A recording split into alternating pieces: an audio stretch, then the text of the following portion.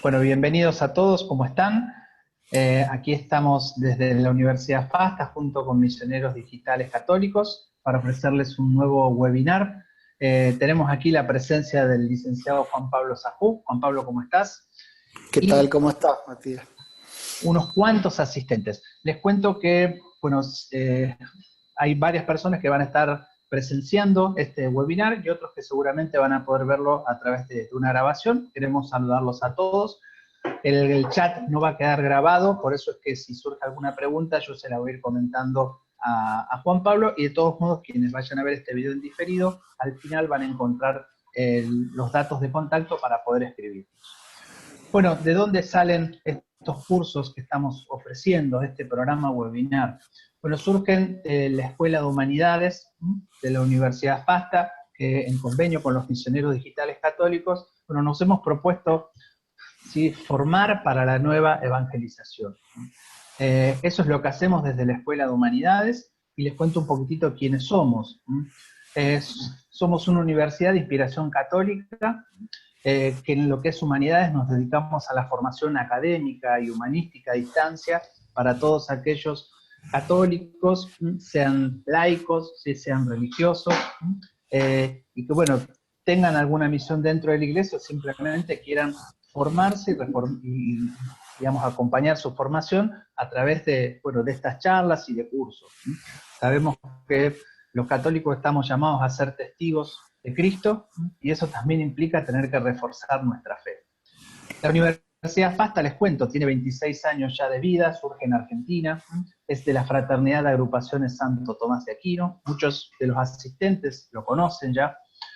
Tenemos 17 años, ¿sí?, y vamos para los 18 años de experiencia en educación a distancia, con presencia de alumnos en 25 países, más de 10.000 alumnos en carreras presenciales aquí en Mar del Plata, y a distancia en Argentina en 90 centros tutoriales, y bueno, y en todos estos otros países a distancia. Y en humanidades, ya hasta el momento hay más de 4.500 alumnos que, bueno, son estos laicos, ¿sí?, fieles, religiosos, consagrados, que intentan formarse para poder dar un mejor testimonio de la fe. La Escuela de Humanidades, la cual dirijo, yo no me presenté al inicio, soy el licenciado Matías Castro Videla, director de la Escuela de Humanidades. Bueno, dirijo este proyecto que es pionero en educación a distancia, trabajamos con todo un equipo. Aquí tenemos también presente, bueno, el profesor Juan Pablo Sajú, que es nuestro profesor de Sagradas Escrituras, Rosario Rufino, profesora también, y es la secretaria académica, y todo un equipo docente y de gestión, que nos dedicamos a esto, ¿sí?, a la educación a distancia. Como pueden ver en los sliders de los costados, que ofrecemos diplomaturas y cursos, y vemos también en estos temas que es interesante formarse. La Escuela de Humanidades posee la carrera de grado de licenciatura en educación religiosa y una serie de diplomaturas que ya cuentan con varios años, y realmente son muy dinámicas y permiten que el católico de hoy pueda formarse a través de cualquier medio conectado a Internet. Antropología cristiana, formación religiosa, psicología cristiana, pensamiento tomista y ética social. Bueno, y de estas diplomaturas sacamos nosotros estas enseñanzas, como este webinar que vamos a ofrecer en el día de hoy. Aquí tenemos al licenciado Juan Pablo Sajú, que en estos momentos reside en Mendoza. Yo voy a ir apagando algunas cámaras que se van apareciendo. Denme un segundito que les quiero, sí, hacer una presentación breve de Juan Pablo. ¿Cómo estás, Juan Pablo? ¿Nos escuchás bien? Bien, bien, perfecto. Bueno, excelente. Les cuento, nuestro querido profesor, licenciado Juan Pablo Sajú, es doctor en Teología Bíblica, es licenciado en Teología Bíblica por la Angelicum de Roma, profesor de latín y griego, ¿sí?, en Argentina, profesor en ética, antropología teológica, Sagradas Escrituras. Bueno, se ha dedicado a la enseñanza de las Sagradas Escrituras en el Instituto Bíblico de Los Ángeles, y bueno, además tiene, sí, un repertorio interesante de idiomas, que espero que hoy no los aplique a todos, porque desde el chino cantonés y mandarín, inglés, italiano, griego, hebreo y latín, y ha dictado numerosos cursos, diplomaturas, conferencias, y bueno, tiene varios libros e integra la comisión, ¿cómo es que se llama? ¿Sí? Esta comisión que está haciendo la traducción de la Biblia al chino. Son los padres, ¿cómo es? Los franciscanos de Hong Kong, ¿no? Exactamente. Así Es que el bueno, Instituto Bíblico Franciscano. hice un resumen muy rápido porque es un currículum bastante extenso. Bienvenidos a todos. Nuestros queridísimos asistentes que han venido, ¿sí?, desde distintos puntos del planeta para poder participar de este webinar.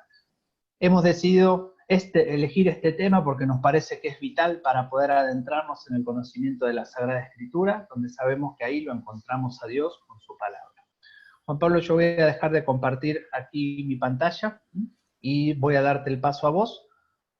La estructura de este webinar va a ser el siguiente. Juan Pablo, nos va a ir introduciendo en este tema y al final vamos a tener un espacio de consultas. Yo voy a desaparecer de la imagen, pero voy a estar a través del chat junto con Rosario y vamos a apuntar las preguntas que puedan surgir durante esta exposición para que luego Juan Pablo pueda respondernos e ilustrarnos. Juan Pablo también es, como decía, profesor de la Universidad FASTA. Una aclaración y ya te dejo el mando, Juan Pablo. Si alguno está con una computadora y en estos momentos la pantalla se le puso en completo, si hace doble clic sobre la pantalla, va a ver que le vuelve a la estructura anterior. Va a tener el chat al costado y va a tener la presentación en el medio. Y a Juan Pablo lo va a ver directamente arriba de la pantalla. Por ahí es más cómodo, de todos modos, si no, pueden utilizarlo de una manera diferente. Para quienes tengan dispositivos móviles, van a poder navegar, ¿sí?, a través de su dispositivo. Yo les pido que busquen la presentación porque ustedes van a poder correr y ver los participantes que hay, pero busquen la pantalla principal en la cual está la presentación. Busquen ahí que lo van a ver a Juan Pablo y van a ver la presentación que él nos va a ir compartiendo. Juan Pablo, Perfecto. todo tuyo, así que estamos en tus manos y te vamos a hacer una pregunta. ¿Cómo se escribió la Biblia? Buenísimo. Bueno, Me olvidé de saludar, que está presente también, disculpa, a Guillermo Wolf y también está Krista Boquel, ¿sí?, de Misioneros Digitales Católicos, y sé que hay otros servidores y voluntarios también. Adelante nomás.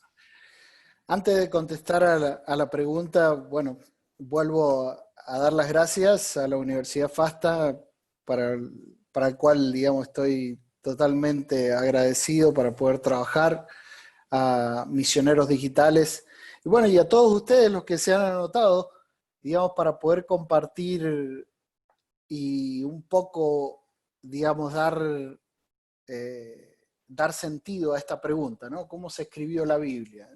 Para empezar, les cuento una historia. Saben que estudiando en Roma, claro, éramos jóvenes, digamos, entusiastas, y íbamos a clase, y un poco el joven se la sabe toda, y voy a estudiar Sagrada Escritura, y todavía no empecé, pero ya me sé la mitad de la Sagrada Escritura,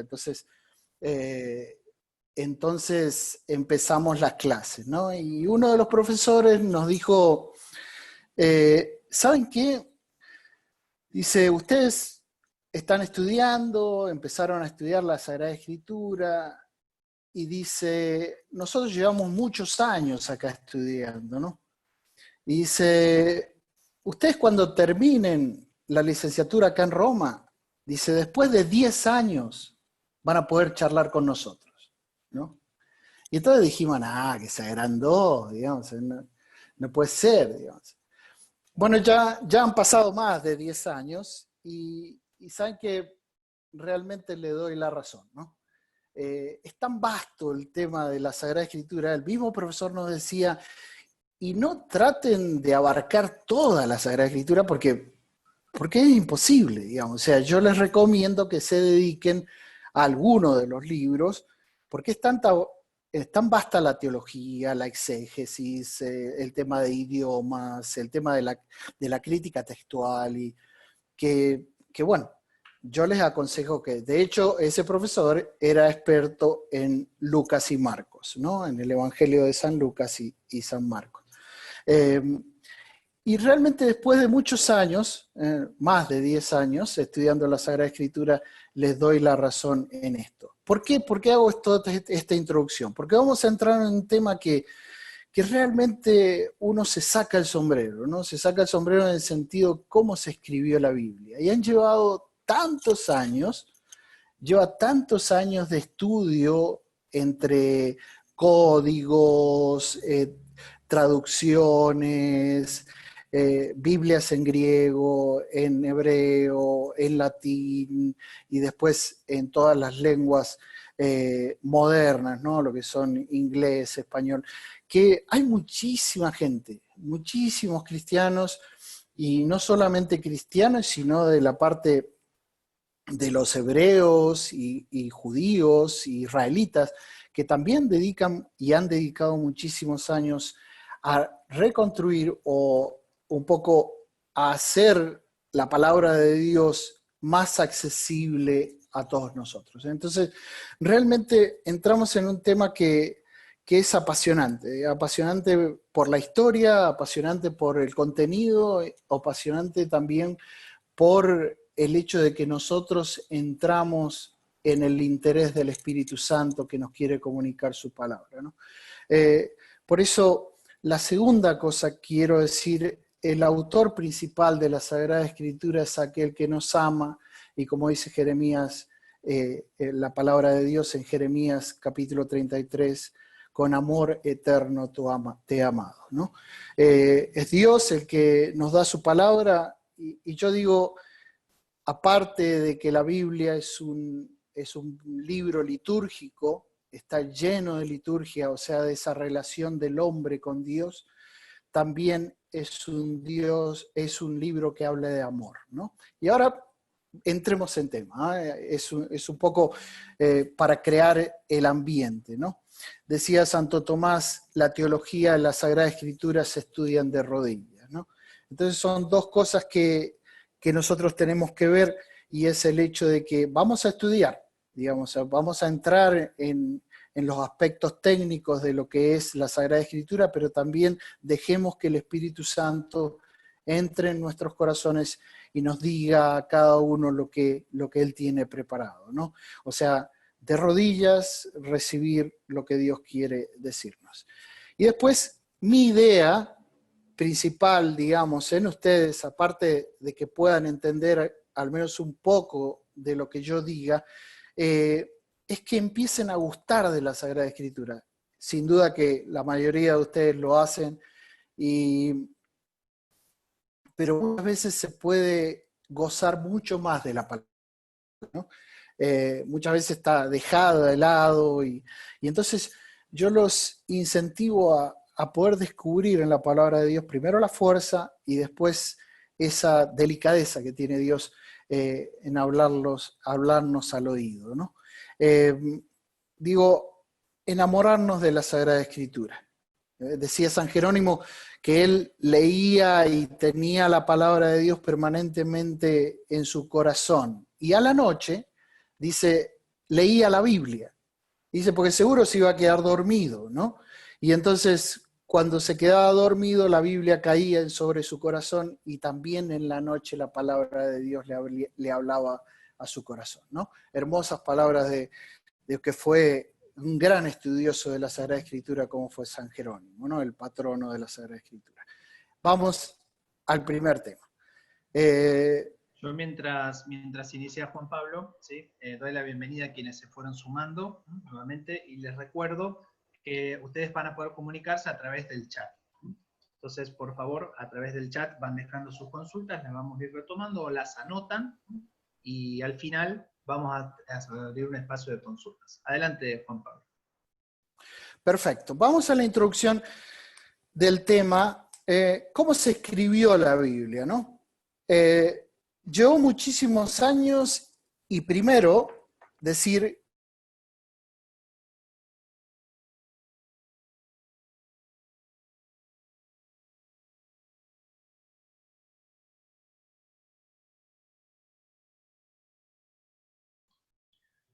Disculpen, puede ser que se haya trabado la conexión.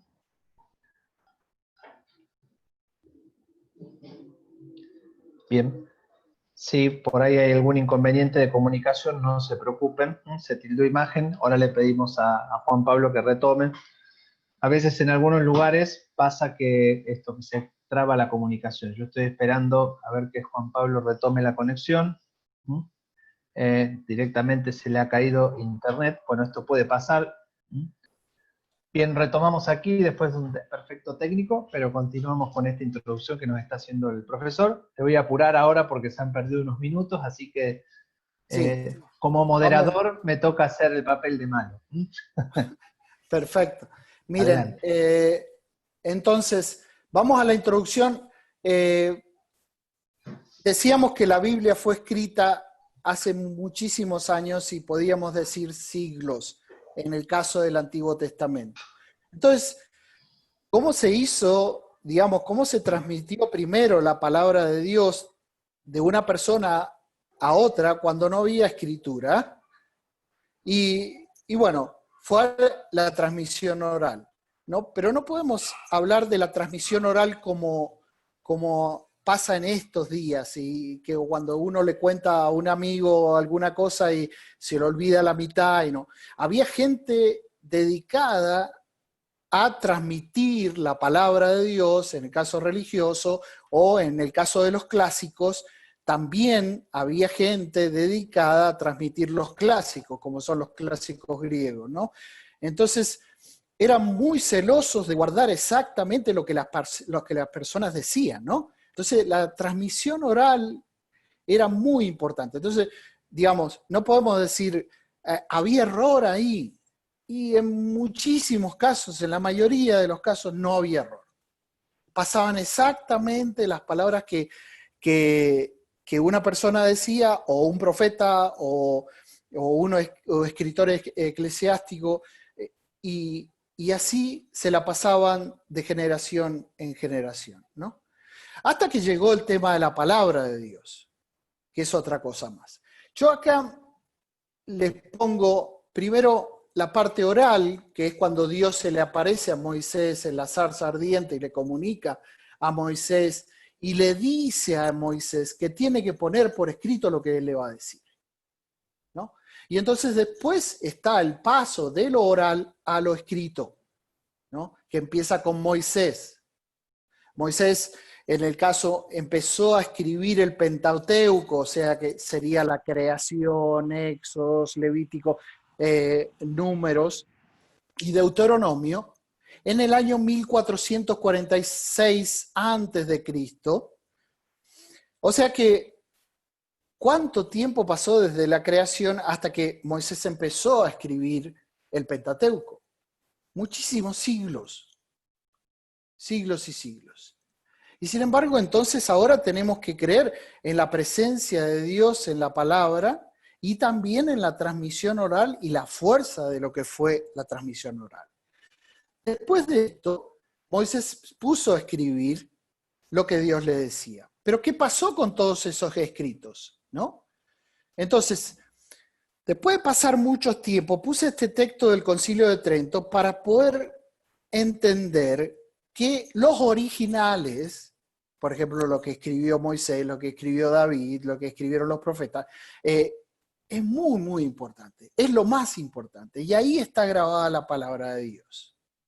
Y entonces el Trento dice estas palabras. Los textos originales son todos, íntegramente, con todas sus partes, inspirados de la fe y costumbres en la iglesia. Y por consiguiente, exentos de error en lo que respecta a la verdad necesaria para la salvación. O sea, ¿qué quiere decir? Resumiendo, que todos los libros de la Biblia, que la iglesia considera inspirados, y así lo son, no tienen error primero, y después tienen todo lo necesario para que nosotros nos salvemos. ¿Sí? Pero estos son los textos originales, que es lo que decimos arriba. Estos textos originales se perdieron por un montón de cosas que yo ahora voy a citar algunas poquitas, no todas. Entonces, se perdieron. ¿Y qué pasa entonces cuando se pierden? Y bueno, hay que recurrir a los copistas, a aquellos que habían copiado de los textos originales las palabras de Dios. Vamos a poner un poquito, vamos a avanzar. Yo acá puse uno de los textos que se conservó, pero es del siglo X, 9, 10 después de Cristo, del Antiguo Testamento. Fíjense cuánto tiempo había pasado sin tener textos antiquísimos, o sea, de antes de la edad de Cristo, de la venida de Cristo. Y este texto es muy importante, pero fue 9 siglos después de la venida de Cristo. Seguimos para adelante. Fíjense, entonces, dice Juan Pablo, San Agustín. si querés, Sí, si querés compartir, ahí está, ahí salió la anotación. Había una anotación que habían hecho, pero ya se borró, así que adelante. perfecto. San Agustín dice que es muy importante enmendar los textos. ¿Qué quiere decir? Se empezaron a escribir un montón de textos que fuesen lo más parecido a los originales. Y entonces empezó lo que se llama la crítica textual. O sea, la crítica textual se encarga de estudiar las copias para que éstas sean cada vez más iguales a los originales. De tal modo, para que no nos pongamos nerviosos, de que ahora tenemos, excepto 15 errorcitos que estamos estudiando, todo lo demás es tal cual como se escribió. Y entonces dirá, wow, ¿cuánto tienen que haber estudiado? ¿O cuánto se está estudiando aquí y ahora sobre la palabra de Dios? Bueno, entonces, dice San Agustín, es muy importante primero la crítica textual, o sea, estudiar los textos para que sean lo más cercano a los originales. Segundo, enmendar los que tienen errores para poder tener traducciones y copias, como decía recién, lo más cercano a lo que escribieron lo que fue Moisés, David y los demás. Entonces, dos cosas importantes. Enmendar, o sea, hay personas que se dedicaron a estudiar la Sagrada Escritura y a estudiar las copias para hacerlas lo más cercano a los originales. Y esa ciencia se llama la crítica textual. Entonces, la crítica textual no estudia cómo alejar los textos de los originales, sino profundizarlos y hacerlos lo más cercano a lo que Dios le ha revelado a los escribas. Seguimos. Fíjense esto. Hubieron peligros en los copistas. ¿Cuáles son los peligros? Hay dos grandes tipos de problemas. Primero, las negligentes e ignorantes. Claro, como en ese tiempo no había un canon, o sea, no había una iglesia que dijese, estos son los libros inspirados por Dios, ¿sí? Los copistas, algunos, no le ponían atención de que fuese la palabra de Dios o no. Y entonces o se dormían o no copiaban exactamente lo que le dictaban, o por ahí escuchaban, como estaban cansados, no escuchaban bien. Ese es uno de los problemas. El otro problema es por exceso, los celosos. Aquellos copistas que pensaban que esas copias tenían error doctrinal. Y entonces ellos aumentaban y decían, no, acá se equivocaron. Acá Dios quiso decir otra cosa. No, acá hay un error teológico. Y entonces ellos inventaban un texto original. Esos fueron los dos problemas. Pero paralelamente hubieron copistas conscientes de que lo que estaban dictando era exactamente la palabra de Dios. Y entonces lo conservamos. Vamos al texto hebreo. A ver, el texto hebreo es el texto del Antiguo Testamento. Ahí está. Fácil, digamos. vamos a ver cómo se llama ese texto hebreo o cuáles son los más importantes, las copias más importantes del Antiguo Testamento, ¿no? Entonces, ¿qué nos quedamos de la introducción? De la introducción nos quedamos que es importante que, bueno, primero no se guardan los originales, pero que hay copistas conscientes que guardaron la palabra de Dios por siglos. Incluso la siguen guardando. Ya enseguida les voy a dar algunos datos sobre ese tema, sobre el estudio de la Sagrada Escritura. Bueno, la historia del texto hebreo, ¿no?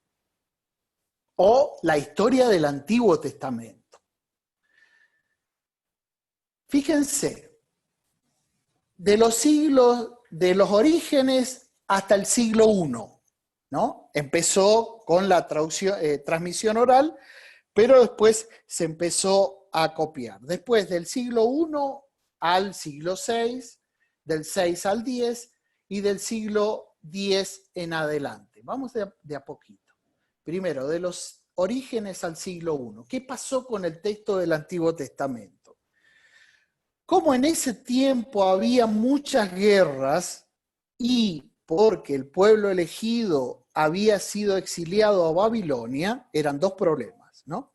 El tema de las guerras y el tema del exilio a Babilonia, se perdieron muchas copias, por un lado, y después había mucha gente que escribía la palabra de Dios. Esos dos problemas, ¿no? Entonces, en esos siglos, por el problema de las variaciones, o sea, por mucha cantidad de textos y porque se perdieron muchos de ellos, hubieron confrontación interna y confrontación externa. A ver si me entienden qué quiere decir esto.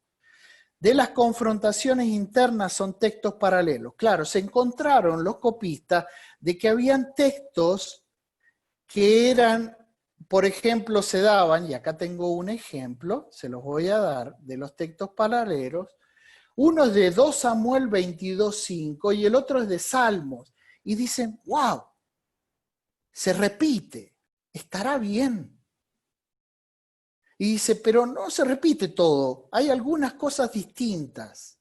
Claro, ellos no se habían encontrado con los textos paralelos, era la primera vez.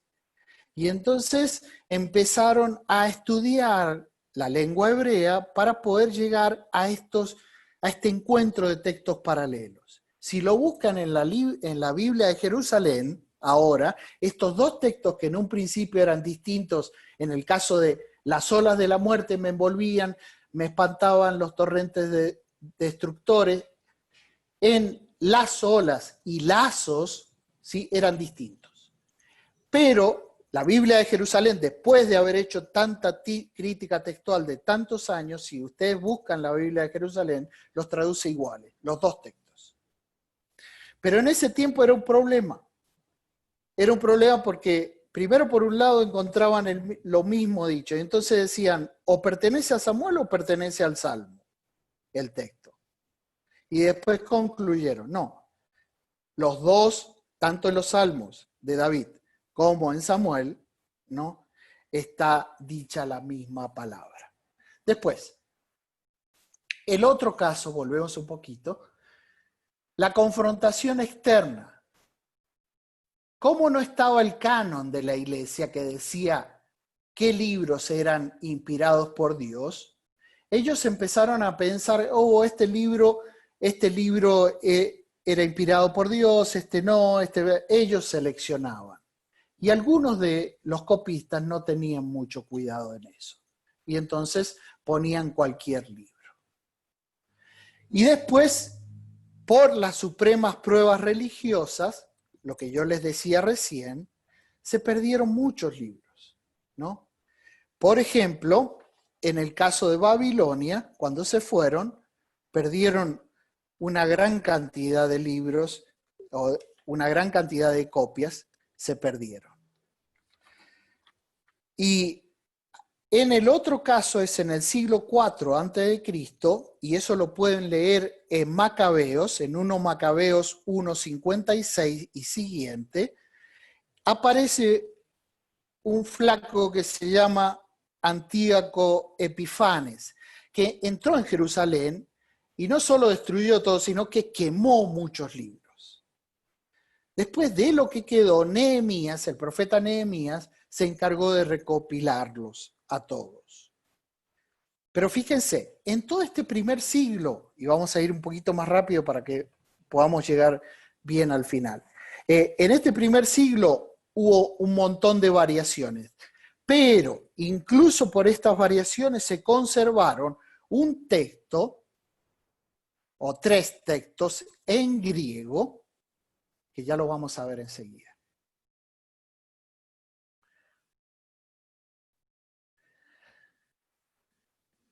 Tres textos en griego que son estos que están abajo: Aquila, Simaco y Teodosión. Eran 3 traducciones en griego tomadas exactas de copias hebreas. Después tenemos las citas hebreas en el Talmud. ¿Han escuchado hablar del Talmud? El Talmud es una recopilación de libros, ¿sí?, hechas por los judíos o por los israelitas, donde contaban costumbres, leyes y citaban a la Sagrada Escritura. Entonces, se conoce la Sagrada Escritura por el Talmud. Y la tercera parte es las palabras hebraicas transcriptas al griego y al latín, que es en el caso de Orígenes y San Jerónimo. Ahora, de estas cantidad de copias, se hizo un solo texto, que se llamó el texto masorético, ¿no? Es muy importante, porque al final yo quiero, no que se acuerden de todos los nombres que yo dije, sino de cuál es el texto más importante del Antiguo Testamento. Hay 2 textos. Primero, el masorético, que ya les voy a explicar qué significa masorético. Y segundo, la versión de los 70, que está en griego. El texto masorético está en hebreo, los 70 están en griego. Ahora, sigamos. Este texto masorético, ¿qué problema tenía? Que era todo en consonantes, ¿no? ¿Qué quiere decir esto? Y que no tenía vocales. ¿Sí? Les explico. Primero se pasaban por transmisión oral.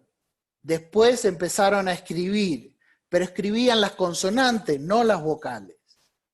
Y entonces construyeron el texto masorético en consonante. Y después de eso pasaron a las vocales. Pero el texto masorético se terminó así con vocales, con todo, recién en el 900 después de Cristo. O sea que fíjense, tantos años y siglos estudiando la Sagrada Escritura para poder llegar a un texto lo más cercano a los textos originales. Y realmente lo lograron.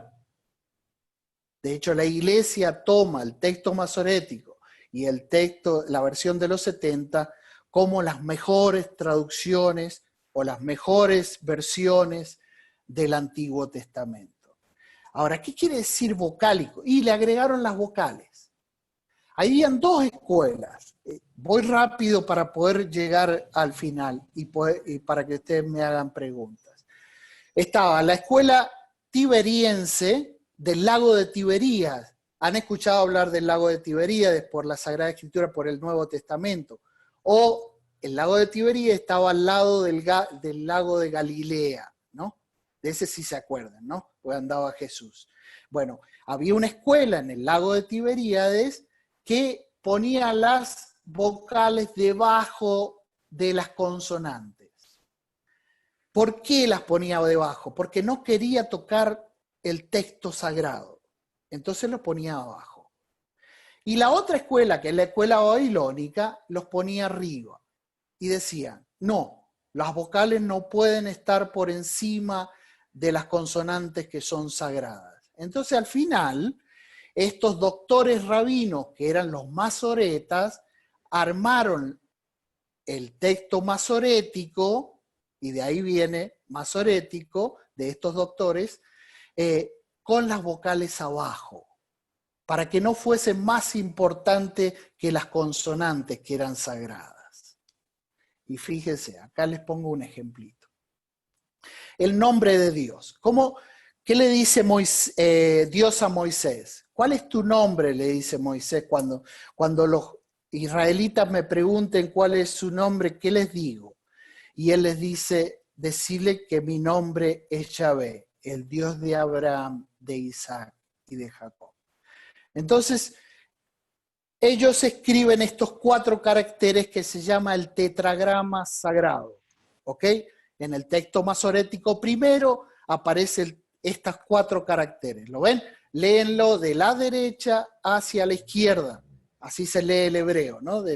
Y entonces, así podemos leer Yahvé, ya van a ver. Entonces, fíjense acá abajo, esperen que mueva el audio. Tenemos 2 palabras, una Yehová y otra Adonai, ¿sí? Voy a poner un texto más acá y los voy a explicar. Fíjense que las consonantes de Jehová son las mismas que las de Yahvé, ¿sí? Y entonces, en un principio, ¿cómo se leía? Como Yahvé, ¿sí? Pero los judíos o los israelitas, como no podían pronunciar el nombre de Dios porque era demasiado sagrado, le pusieron a las consonantes de Yahvé las vocales de Adonai, que está abajo. ¿Qué quiere decir Adonai? Señor. Entonces, las consonantes, las vocales de Adonai pasaron a ser parte de las vocales de Adonai pasaron a ser parte de las consonantes de Jehová, de Yahvé. Entonces, ¿cuál es el problema acá? Cuando ellos leían el texto sagrado y aparecía el tetragrama sagrado, o sea, Yahvé, ellos decían Adonai, porque leían las vocales de Adonai. Ahora, después de un tiempo, se quedaron esas vocales con el texto, con el tetragrama sagrado, y en vez de leer Adonai, empezaron a leer Jehová. O sea, que Jehová es una mala traducción de Yahvé y de Adonai. Bueno, lo que quería decir, fíjense que los puntitos que están abajo son las vocales. ¿Ven que ahí dice kamatz? Bueno, esa es una A. Hataf y patah es otra A. Y la de Jolam es una O. Es la única vocal que está arriba. Vamos arriba, los demás son consonantes. En el siglo X en adelante, ¿qué pasó? Bueno, el texto seguía siendo el masorético, pero ¿cómo concluyeron que ese texto era lo más cercano al texto original y no había, excepto algunos pequeños errores, los errores después, posteriores, eran solamente de copistas, porque se quedaban dormidos, porque eran demasiado celosos o porque realmente escribían mal. Entonces, ya tenemos un texto importante del Antiguo Testamento y igual a los originales, que es el texto, ¿cómo se llama? Masorético, que fue escrito en hebreo. Ahora, del siglo X en adelante, apareció en el año 1947 en los manuscritos del Mar Muerto. ¿Qué pasó en el Mar Muerto? Claro, los beduinos andaban por esa zona y de repente encontraron cuevas, esas cuevas se encuentran al occidente del Mar Muerto. En esas cuevas, que se llaman las cuevas de Qumran, encontraron textos bíblicos antiquísimos, ya no del siglo X, sino anteriores, desde el siglo II antes de Cristo hasta el siglo II después de Cristo, tanto del Nuevo Testamento como del Antiguo Testamento. Entonces es un gran descubrimiento. Pero ¿a dónde está el milagro de todo esto? Que esos textos encontrados muy cercanos a los originales coincidían con el texto masorético y con el texto de los 70. O sea que la palabra de Dios se había conservado desde que Dios le inspiró las palabras a Moisés, a David, a todos los que escribieron la Sagrada Escritura, se había conservado hasta 1947. Excepto pequeños errores o pequeñas cositas que había que cambiar, gramaticales o sintácticas, el texto se había conservado. Sí, en las 70 había algunas diferencias. Sí, en el masorético había algunas diferencias, pero eran totalmente accidentales. Era algún problema de vocal o algún problema de dónde poner el punto. Pero los textos se habían conservado después de siglos y siglos. Empezamos antes del siglo I y ahora vamos adelante del siglo X, o sea, en el 1947, y la palabra de Dios del Antiguo Testamento se conservó. Seguimos rápido. Los manuscritos del Mar Muerto entonces fueron un gran descubrimiento que todavía se siguen estudiando. Ya les voy a mostrar uno rápido para que ustedes puedan asombrarse de lo que es Dios manteniendo su palabra. Los manuscritos del Mar Muerto son rollos de Qumran, llamados así para llevarse, porque se hallaban en las grutas situadas en Qumran a orillas del Mar Muerto, ¿no? Son una colección de 972 manuscritos, de los cuales 53 pertenecen al Nuevo Testamento. La mayoría de los escritos están en arameo y en hebreo, y pocos en griego, lo que decía, 53. La mayoría de los manuscritos datan del 250 antes de Cristo y del 66 después de Cristo, antes de la destrucción del templo. Vamos adelante. Entonces, estos manuscritos se encuentran aquí, en estas cuevas. ¿Vieron los agujeritos ahí en las fotos? Acá tengo una foto un poquito más cerca. Esas, si van a Jerusalén y van al río Jordán, a la orilla del río Jordán, se puede ver enfrente todas estas cuevas donde se encontraron la palabra de Dios. Genealogía de los textos es más o menos lo que yo ya he dicho. Antes de Cristo, la redacción original, las copias y la transmisión, y se encontraron en Qumran desde el siglo I. Incluso algunos textos podemos decir que son del siglo II antes de Cristo. Después, el siglo II, se construyó la traducción griega que se llama los 70, que es del Antiguo Testamento. Y después de Cristo tenemos traducciones griegas, ¿no? En el año 70 después de Cristo, y en el 200 el Targum en arameo y la traducción siríaca. No hace falta que se acuerden de todo esto. ¿De qué se tienen que acordar? La traducción más grande que se hizo de toda la Biblia, tomando el texto de los 70 y el masorético, es la traducción que hace San Jerónimo en el año 400 y la empieza antes del 400 y que se llama allí abajo la Vulgata. La Vulgata es la más grande traducción que se hace del Antiguo y del Nuevo Testamento, tomando los textos del Antiguo Testamento en hebreo y del Nuevo Testamento en griego, y que la Iglesia usa para canonizar los textos sagrados. O sea, ¿qué quiere decir canonizar?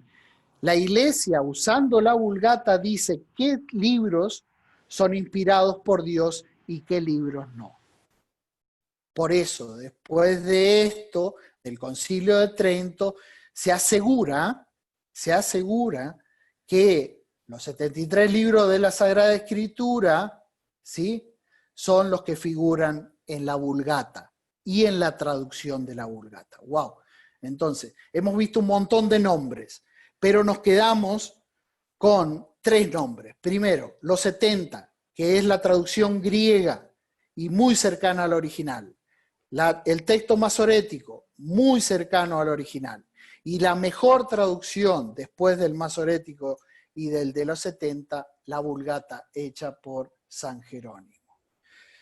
Dado, pues, el valor crítico del texto masorético, se sigue que desde este punto de vista dogmático representa en su conjunto fielmente el autógrafo inspirado, y es por esto fuente genuina de la revelación. Entonces, si el masorético es fuente genuina de la revelación, si la 70 es fuente genuina de la revelación, entonces la Vulgata, que se apoya en estos textos, es la mejor traducción latina de toda la Biblia. Y en esa podemos decir que es la palabra de Dios genuina. Seguimos. Texto del Nuevo Testamento, rápido. Bien, Juan Pablo, algunos van haciendo consultas, ¿sí? Mientras Sí, tanto, les aviso igual por si no lo ven en el chat, yo tomo nota y te las voy a hacer al final. Bueno, bueno, sepan que nos vamos a demorar un poco más por esta interrupción que tuvimos, y bueno, además retrasamos un poquitito el comienzo para que todos pudieran participar bien. Así que, bueno, viste cómo soy como moderador, si yo te voy siguiendo de atrás con el no, lápiz. está perfecto. Yo lo que les digo, tuvimos ese inconveniente, siempre el diablo mete la cola, pero yo he ido un poquito rápido y sé que va a haber millones de preguntas, ¿no? Porque hay un montón de citas y cosas que yo quisiera dar, pero bueno, por el tiempo no se puede. Pero quédense con esto que yo les digo, que creo que ha quedado claro. ¿Cuáles son los textos más importantes del Antiguo Testamento y que son fieles al original? El masorético, ¿sí? Y el de los 70. Los 2 textos son hechos por rabinos, doctos, ¿sí? El de los 70 por 72 rabinos que se sentaron a escribir y que escribieron en 3 meses, ¿sí? Todo el Pentateuco. Es una locura la velocidad que lleva. Bueno, después, si seguimos en contacto y si estudian Sagrada Escritura en FASTA, les puedo dar muchos más detalles de esto. Y después el texto masorético que decía también, lo han ido manteniendo. Saben que fue a Jerusalén a visitar, y ahora, en ese tiempo, los doctores de la ley estudiaban la Sagrada Escritura, pero ahora también los fariseos. Y entonces en la escuela de Israel, hay una escuela, una universidad de Israel, permanentemente siguen estudiando la Sagrada Escritura. Por eso la Iglesia Católica, ¿sí?, siempre recurre a los Midrash, y los Midrash son interpretaciones de la Sagrada Escritura hechas por los rabinos, porque ellos son los que guardan la tradición. Me olvidé decirle. ¿Qué quiere decir masora? ¿No? De ahí viene el texto masorético. Masora es tradición. Entonces son aquellas personas que se encargaron de conservar la tradición. ¿Y cuál es la tradición más grande? La ley, la Torá. Y junto con ella, ¿qué? Lo que dijeron los profetas. O sea, en conjunto, toda la Sagrada Escritura.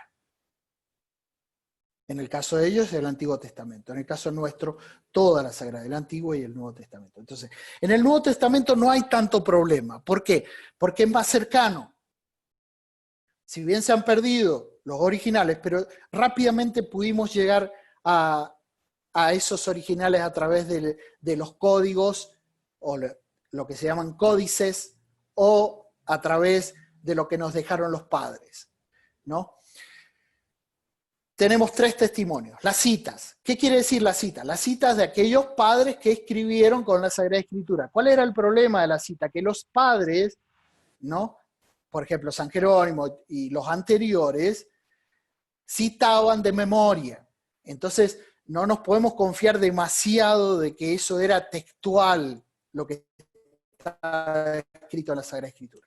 Entonces, vamos a las traducciones. Las traducciones, por ejemplo, tenemos la 70, que es lo mejor. Y la otra, que es la más importante de todas, es la Vulgata. Y entonces sí nos podemos confiar, de hecho la iglesia se confió en la Vulgata para decir, este libro y este libro del Antiguo Testamento son inspirados por Dios, y este libro del Nuevo Testamento son inspirados por Dios. Y después la otra cosa son los códices. Los códices son los que se encontraron en Qumran, ¿no? Que son papiros que por todos los avances de la técnica y de la electrónica que hay ahora, se pueden decir exactamente de cuándo fueron. ¿Por qué les digo esto? Porque les traje una nota de color que ya se los voy a mostrar rápidamente y se las voy a describir. Bueno, estos son los códices importantes que guarda la iglesia para poder decir, esta es la palabra de Dios, ¿no? Y se guardan en distintos lugares, que ahora no vamos a tener tiempo de decir dónde están, ¿no? Pero sí ustedes van a tener acceso porque les va a llegar este PowerPoint y yo les puse dónde están, qué detalles tiene cada uno de los códices. El Códice Vaticano, que se designa con la letra B, después el Códice Alejandrino, que se designa con la letra A. Son todos textos encontrados en Qumran y son antiquísimos, son del siglo I, del siglo II, después de Cristo, o sea, cercanos a cuando se fueron escritos los evangelios, las cartas de San Pablo y los demás. Los papiros y los códices también. Entre ellos, el más importante es el código sinaítico. Bueno, acá está un video. Yo traje un video, son 2 minutos, rápidamente. Este es un texto levítico encontrado en el año 1970, pero recién ahora se pudo leer. ¿Por qué? Porque estaba carbonizado. Está totalmente carbonizado y en un pedacito chiquito, es Levítico 1 del 1 al 8, ¿sí? Levítico capítulo 1, versículo 1 al 8, y van a ver, presten atención, yo creo que no van a escuchar bien el sonido, entonces yo les voy a describir de qué está hablando esta chica. Fíjense las imágenes, por favor. Los scrolls son un papiro, o sea, un pedacito de papiro que se encontró, ¿sí?, en el 1970, y recién hace un par de meses se pudo leer. ¿Por qué? Porque estaba totalmente carbonizado. Fíjense, ahí ya lo tiene expuesto, ¿sí? Se puede leer, pero eso es una impresión de una computadora. El texto es el que está a la derecha, ese pedacito de carbón. Y vos decís, ¿cómo hicieron para poder leer ese texto? Fíjense, ella va a empezar a describir qué es lo que hizo, ¿no? Este texto, Levítico 1, del 1 al 8. Ahí está explicando que lo llevaron a la universidad en Estados Unidos de Kentucky y pusieron con un escáner, hicieron una primera escaneo, cosa de encontrar el fundamento de lo que estaba atrás del carbón. Y atrás del carbón encontraron tinta negra, y entonces se centraron en donde estaba más concentrada la tinta. Y escanearon de nuevo. ¿Sí? Ahí está el carbón, fíjense. Está totalmente carbonizado. Voy a decir, ¿cómo lo vamos a leer? Si lo abrís, lo partís y no lo podés leer. Entonces, el único modo era escanearlo. Lo escanearon primero, la primera capa, que era todo el carbón, y fueron a lo profundo de ese pedacito de Levítico. Y entonces la segunda parte que hicieron fue tratar de conectar con la tinta. Con la tinta, fíjense. Esa parte, ahora están escaneándolo, ¿no? Escanearon la primera parte, la primera capa, que era carbón, y se quedaron con la segunda parte. En la segunda parte van a empezar a detectar la tinta. Dice, ¿dónde hay tinta? Y entonces cuando detectaron la tinta dibujaba los caracteres hebreos. Entonces, con el escáner empezaron a abrir el texto. Fíjense. Abrirlo. Despacito, despacito. Es todo computerizado. Fíjense, están todos los trozos divididos. Y ahora lo juntan. Una vez que lo juntan, se empiezan a juntar las tintas Y si se juntan las tintas, se juntan las letras. Y si se juntan las letras, podemos leer. Fíjense, son todas letritas hebreas. Y una vez leído, detectaron que es Levítico 1, del 1 al 8. Ese texto tiene 1500 años. 1500 años. O sea, es del siglo IV después de Cristo. Es lo más antiguo encontrado en una sinagoga cerca de Qumran. Es lo más antiguo encontrado.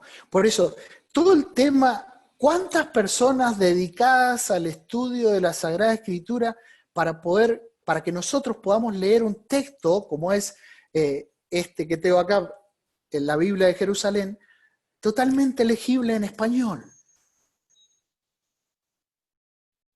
Fíjense, es increíble, ¿no? Todos los siglos y siglos de personas estudiando para poder llegar al texto original.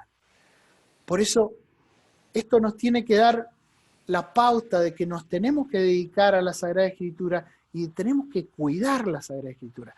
Hay otra cosita, Matías, si me podés ayudar, yo quería mostrarles otras traducciones Bien. que también han llevado muchísimos años y que realmente por eso nos tiene que incentivar a poder primero cuidar nuestra Sagrada Escritura y después estudiarla. Si tanta gente, tantos santos y doctores y escribas y copistas y monjes y gente a lo largo de los siglos, judíos y cristianos, se han dedicado a aquello que es la palabra de Dios, ¿por qué yo no lo voy a hacer? Y entonces, mi recomendación es, ahora los que están conectados desde una computadora, se hacen doble clic sobre la imagen de Juan Pablo, van a ver en grande la imagen de Juan Pablo. Después vuelven a hacer doble clic sobre la presentación para poder seguir viendo. Y los que están con un dispositivo móvil, lo que tienen que hacer es buscar simplemente, ¿sí?, deslizar la pantalla hasta encontrarlo ahí a Juan Pablo para verlo más grande. Adelante, Juan Pablo, y yo te sigo apurando porque tenemos que terminar en unos minutos. En un minuto termino. Bueno, sí, para no estirárselo a ellos, pobres que le hemos prometido un horario. Listo.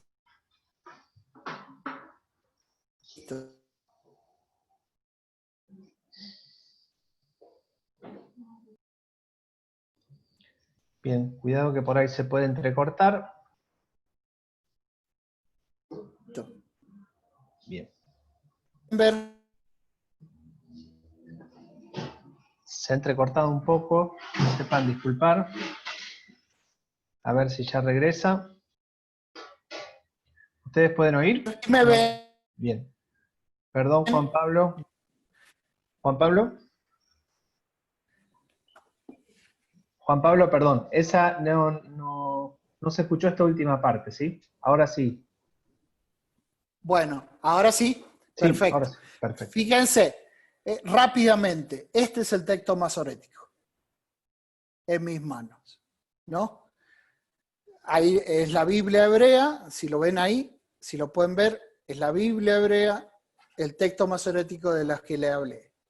Después, más chiquito, y este no creo que lo vean, pero les quiero mostrar, de un lado está en latín y de otro lado está en griego. Uno es la 70 y del Nuevo Testamento y el otro es la Vulgata. Ese texto en griego es lo más cercano a los originales que se ha encontrado hasta ahora.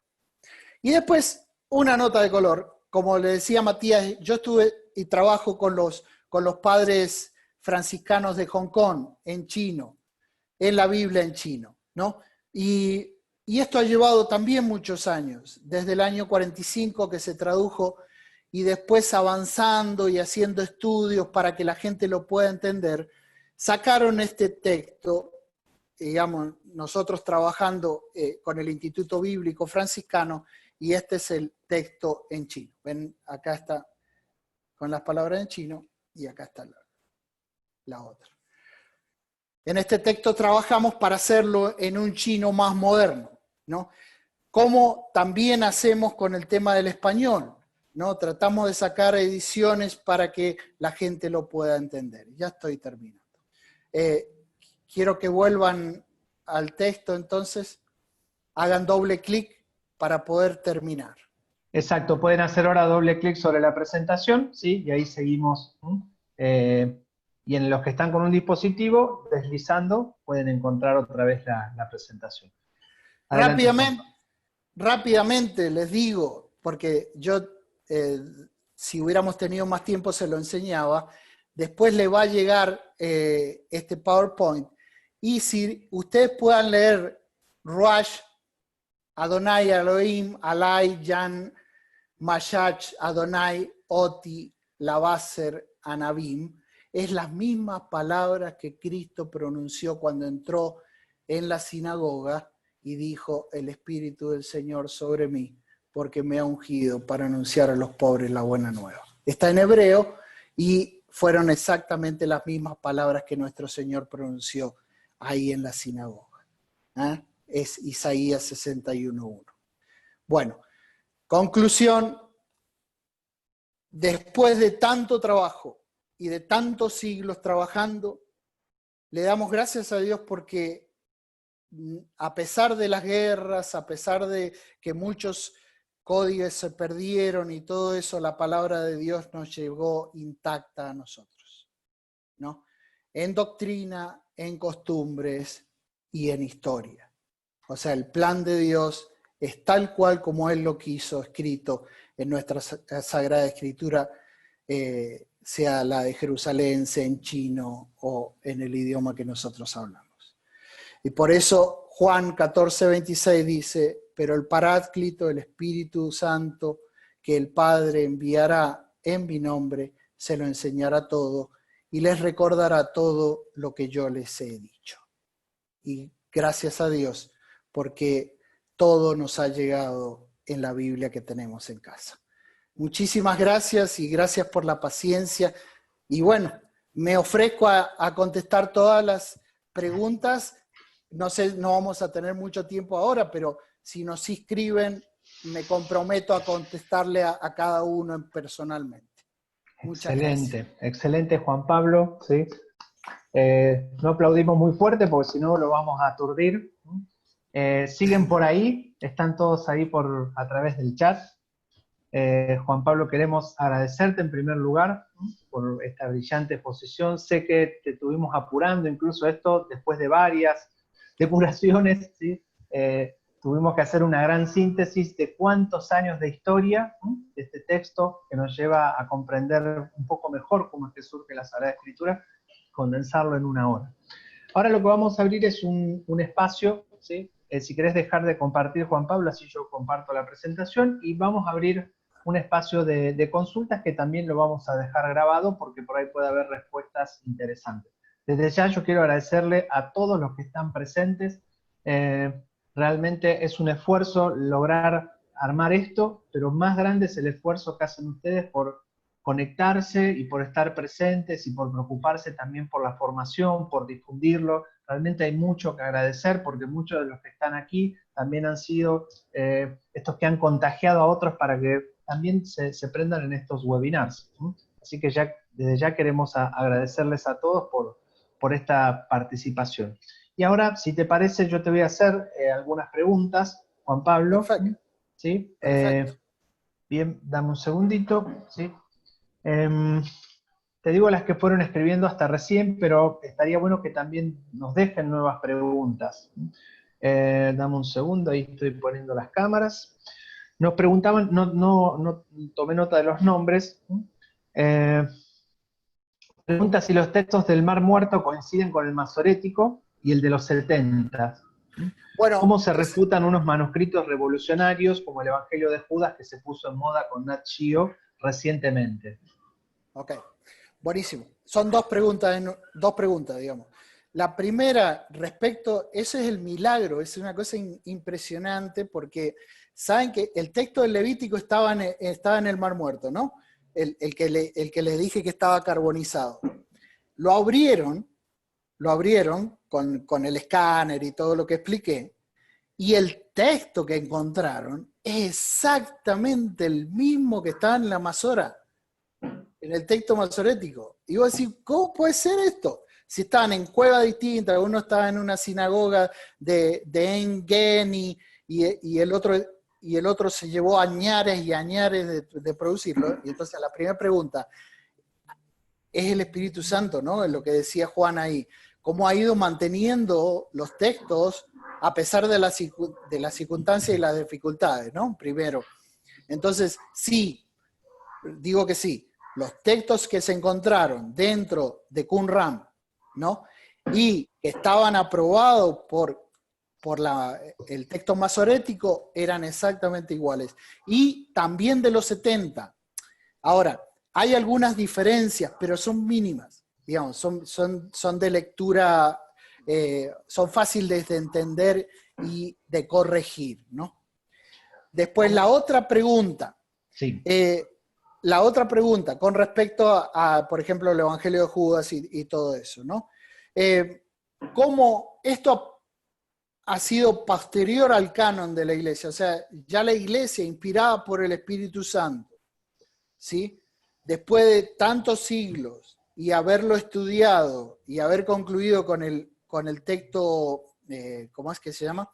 El texto de la Vulgata, ¿no? La Iglesia concluye que los textos inspirados son esos y no otros. O sea, los que vos tenés en la Sagrada Escritura,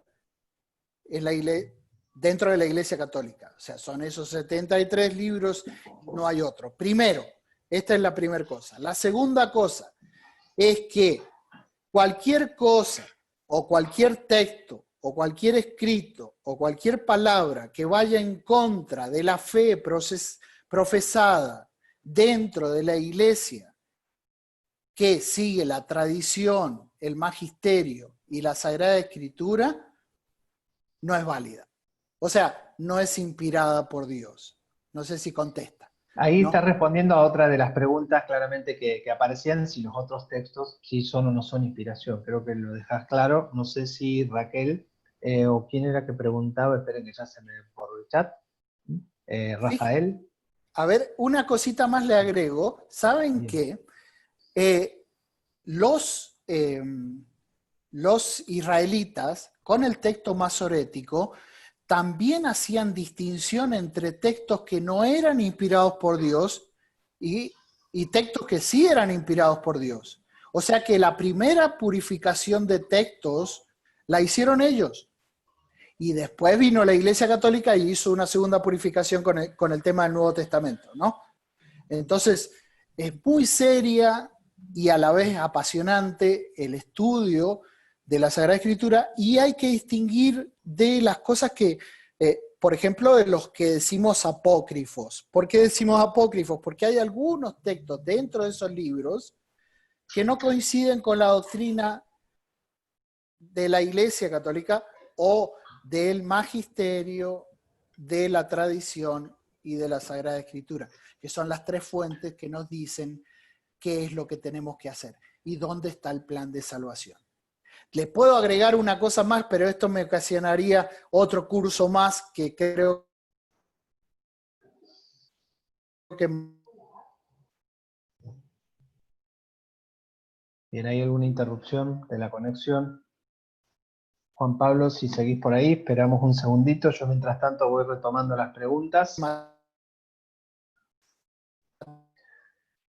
Sí, Juan Pablo, ¿nos escuchás ahí?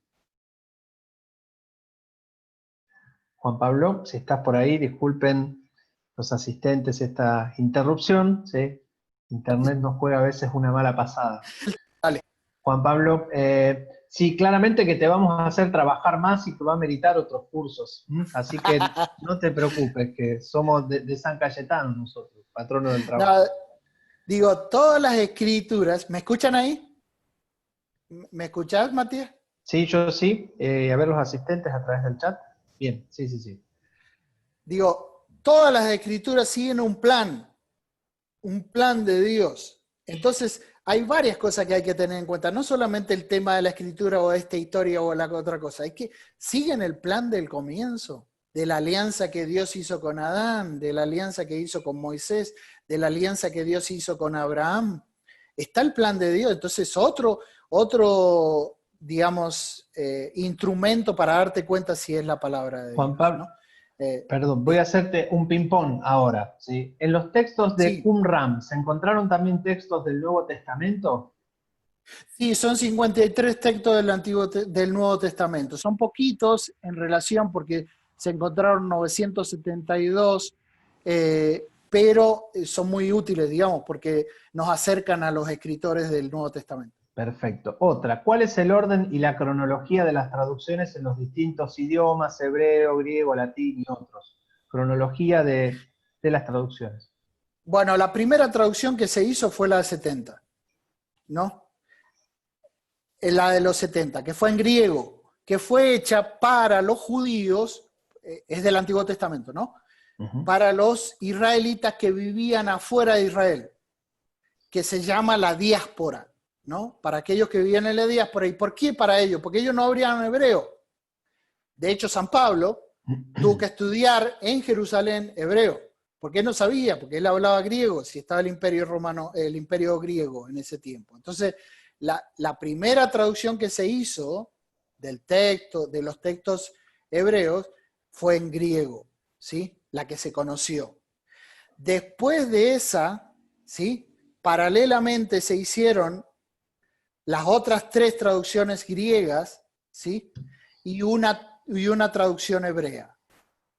De esas traducciones salió la masorética, que llevó muchísimos siglos hacerla, hasta el 900 después de Cristo que se terminó.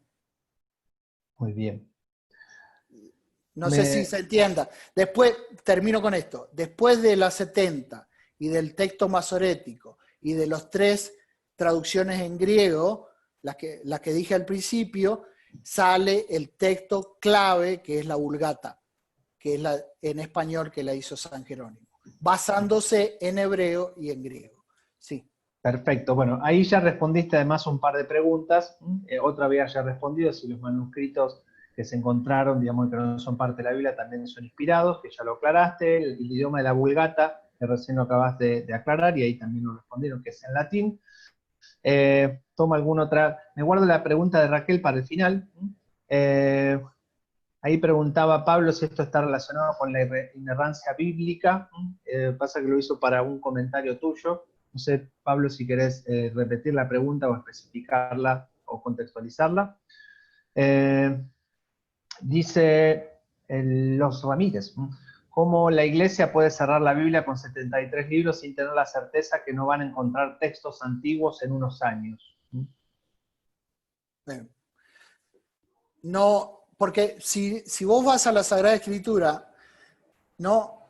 Y lees a Juan, Juan dice, hasta aquí está todo escrito, digamos, o sea, hasta este momento se ha escrito todo lo que se va a escribir. O sea, no hace falta, a ver, te doy vuelta a la pregunta.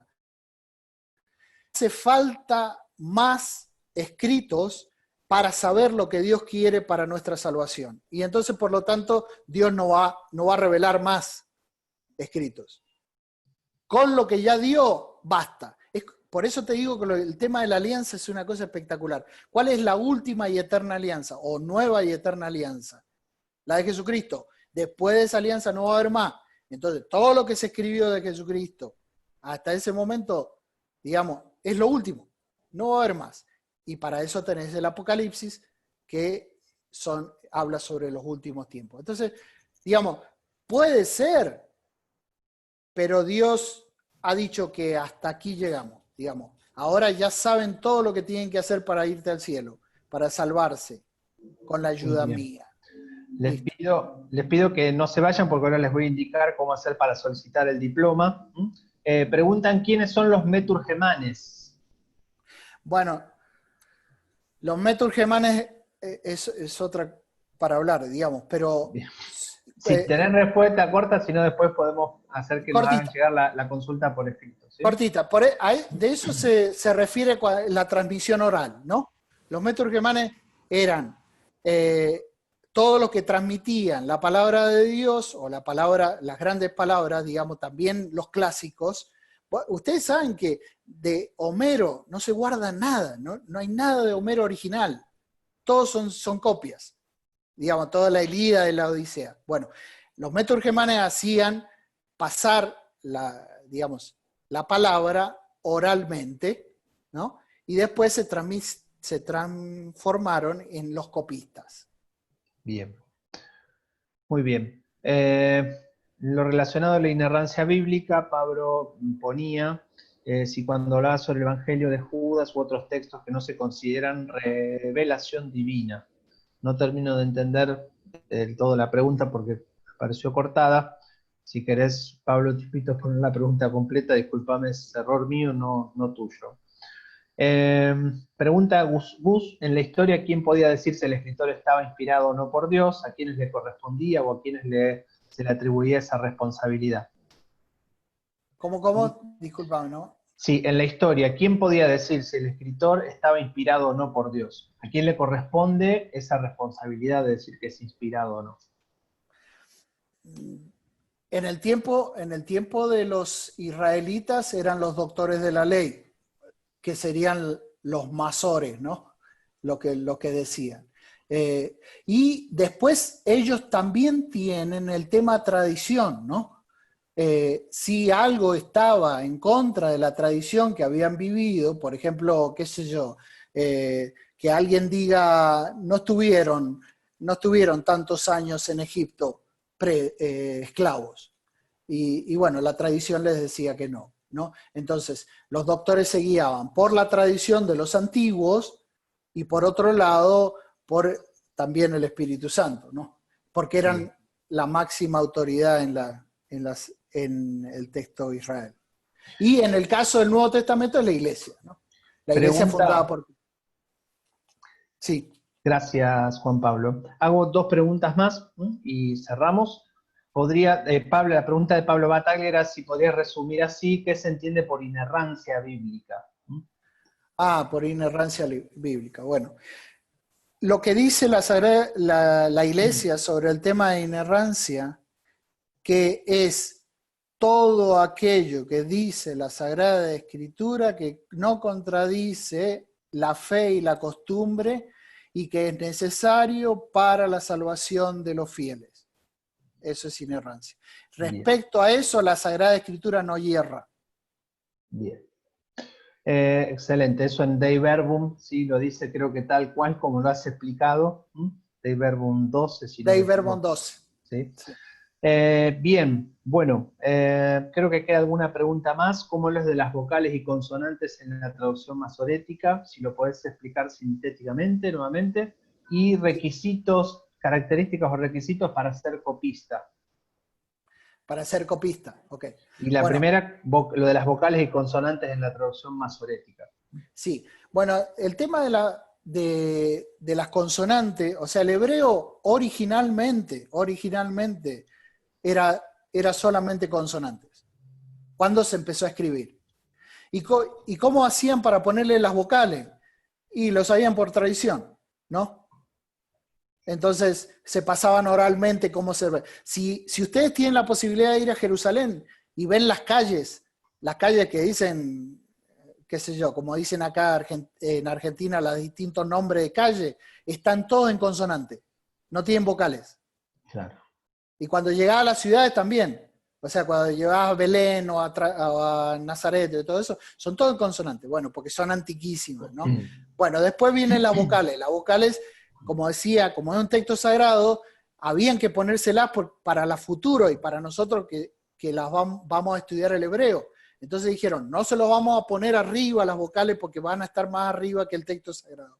Entonces las ponemos abajo. Y son esos puntitos, un puntito, una barrita y otra, como una T, tres puntitos y así. Esos son las vocales. Y entonces ahora se leen así. Eso con respecto a las consonantes. Entonces el texto masorético primero no tenía vocales y después dieron un avance y le pusieron vocales y lo terminaron en el 900 después de Cristo. ¿Ok? Que es relativamente nuevo. Y el otro, pregunta cuál era. Características o requisitos para ser copista. Para ser copista no, nada. Generalmente eran los monjes, ¿no? Y algunos de los copistas eran truchos, digamos, o sea, perdón la palabra, ¿no? Pero sería como algo... se quedaban no les interesaba, o se quedaban dormidos, o copiaban un renglón por medio, o eso. Y habían otros que sí eran conscientes de la palabra de Dios y entonces se dedicaban a escribir. Y a veces había una sola persona que dictaba y habían, por ejemplo, 10 monjes escribiendo. Entonces, por eso en un momento llegó a haber 200.000 versiones de la Sagrada Escritura y la Sagrada Escritura tiene 150.000 palabras, o sea, había más versiones que palabras, ¿no? Y después, bueno, se purificó y por eso le digo, por ahí dijo uno de los que participaron, dice, no, me quedé con ganas de más, ¿no? Bueno, esa era la idea, ¿no? Excelente, excelente. La idea es que podamos seguir estudiando la Sagrada Escritura. Yo espero que lo hayan gustado, ¿no? Realmente es tan lindo todo esto, ¿no? Bien. Juan Pablo, me voy a guardar una última pregunta, ¿sí? Y mientras tanto, les digo que por el chat les estoy comunicando cuál es el enlace desde el cual tienen que solicitar el certificado. Hago esta aclaración, la universidad no envía el certificado, sino que ustedes lo solicitan y cuando lo solicitan reciben un mail a la dirección que registren, en donde a partir del día lunes van a poder descargarlo ustedes. Es decir, la universidad no lo envía, sino que cargan sus datos y a partir del día lunes, en el enlace que reciben, pueden descargarlo ustedes mismos. ¿Bien?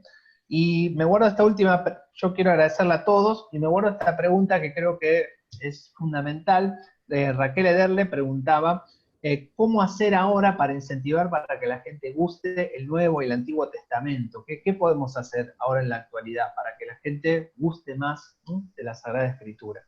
¿Qué nos puedes recomendar?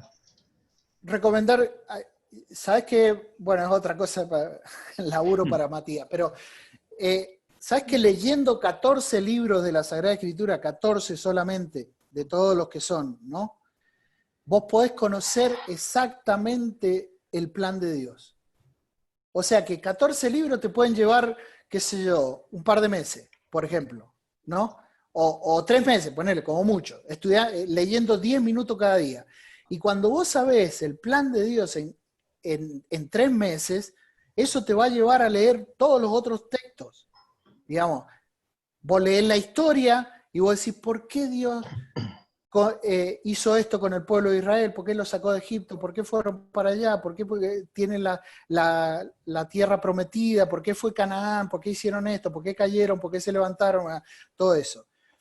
Y lo sabés rápido, vos ya sabés el centro de la Sagrada Escritura. Segundo, y después sabés el tema de la alianza, que la alianza es el plan de Dios en la historia de la salvación. Con esas dos cositas, ¿sí? Con esas dos cosotas, bueno, que lo podés leer rápido, te lleva digamos, a emocionarte y a poder leer todos los otros textos, que son profetas, como es, eclesiástico, eclesiastés, todo el tema de la sabiduría y todo lo que es el Nuevo Testamento, las cartas de Pablo y todo eso. Entonces, 14 libros nada más, con 14 libros ya te vas a entusiasmar a leer las otras cosas. Digamos. Sin duda que necesita más explicación, pero realmente es apasionante.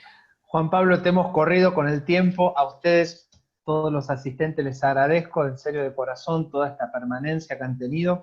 Les cuento que desde Misioneros Digitales Católicos, que tenemos la dirección de todos los que se han registrado, ni bien tengamos la grabación, se la vamos a enviar al mismo mail desde que ustedes se inscribieron, y además en la página de misionerosdigitales.com, donde están los cursos online, ahí van a encontrar la grabación también. Esto va a ser, estimo yo, a partir del día lunes.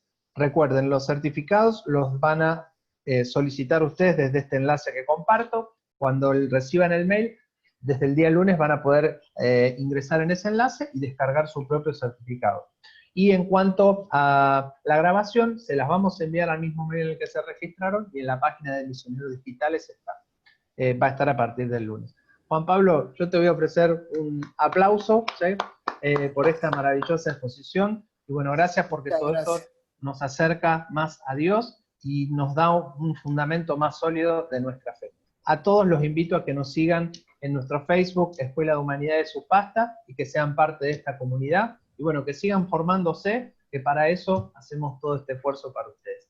Muchas gracias, yo corto aquí la grabación, nos quedamos unos segunditos más. Abrazo grande desde la Universidad FASTA, desde Misioneros Digitales Católicos. Gracias a todos los asistentes y a los que vayan a ver este video en diferido. Y gracias a nuestro querido profesor Juan Pablo Sajú. Gracias a todos, sí. Y ahí me preguntaron lo de los 14 libros. Yo después se los mando. Digamos, Perfecto. se los mando. Bueno, corto aquí grabación, ¿sí? Ahí se terminó nuestra grabación. Adiós a todos.